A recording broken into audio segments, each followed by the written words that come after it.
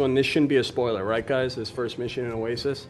It shouldn't be. So, okay, we're going to go ahead with this. So why don't you guys talk a little bit, well, let's watch the intro video first, and then, well, it's going to take us a second to drive over there, I believe. How far away are we from the mission? Yeah, so we're going to drive over there right now. But while we're driving, why don't you guys tell us a little bit about the design of this sector, you know, what went into it, you know, what maybe even what your favorite sector is within the game? So the sectors kind of have this nice progression. You start off in Parker, and it's a very mining kind of based area, and the vehicles represent that, and so do the people. As you progress through the game, the terrain changes, the types of buildings change, the density changes a little bit. So you saw a little bit of Badlands, which is more of a kind of a large wasteland to some degree. Then you'll get into Eos, which is the nicer area, the tall skyscrapers. And now we're getting into Oasis, which is kind of somewhere in between, I would say. You can see it's right next to the Badlands, so it still has a little bit of that wasteland feel, but you will find pockets of actually developed areas. One of the things about Oasis and the Badlands look the way they do. They're kind of destroyed because that was where the EDF first tried to terraform the planet, and they screwed it up and turned it into a giant wasteland. They got better, obviously, with Oasis. This is where you start to see a lot of vegetation and a lot more green areas, I guess you could say. So we're getting closer to the mission.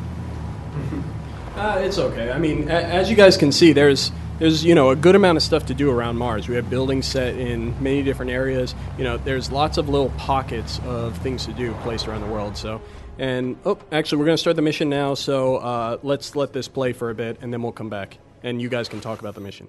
Our target is this chemical depot in Oasis.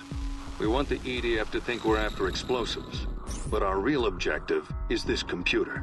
The owner is a contractor with access to the EDF security network. Our plan is to steal the access codes off his system. Mason, your job is simple. Keep the EDF away. Block their approach along these routes, here, here, and here. Hold them back until our team is clear.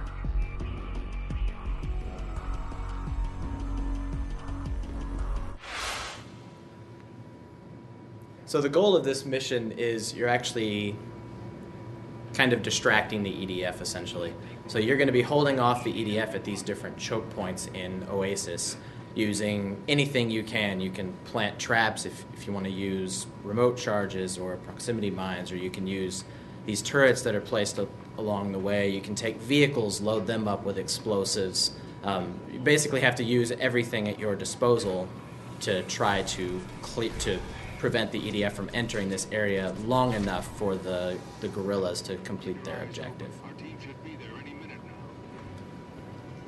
So what they're trying to do in this is the Red Faction, led by Kepler in this part, they're going to bring in a squad and start trying to get these security codes from this EDF computer.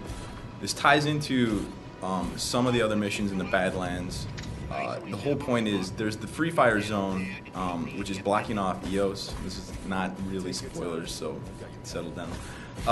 But the missions in Oasis and Badlands are all about trying to get away through the Free Fire Zone, and so everything's going to tie together. There's going to be, you know, you're trying to get security passwords. You're trying to find the location of like their bombing targets in the Free Fire Zone, and everything. Once you complete all this, you get a blast through the Free Fire Zone.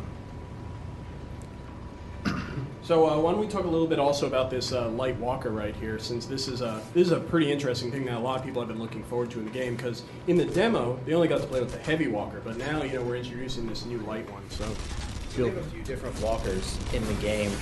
The one you saw in the demo was essentially the construction walker. It's big, it doesn't have any offensive weapons, but it can walk through buildings, smash anything, throw vehicles. Somewhat effective against ground troops, but not nearly as effective here as the small walker. So the small walker is going to be faster, it's going to be more agile.